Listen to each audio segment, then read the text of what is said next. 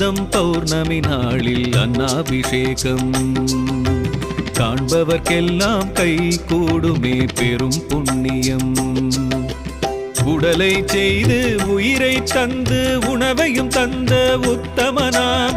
உடலை செய்து உயிரை தந்து உணவையும் தந்த உத்தமனாம். ஈசன் சர்வேசன் மகேசன் பரமேஸ்வரனுக்கு ஐப்பசி மாதம் பௌர்ணமி நாளில் அன்னாபிஷேகம் காண்பவர்க்கெல்லாம் கை கூடுமே பெரும் புண்ணியம். நம சிவாய நம சிவாய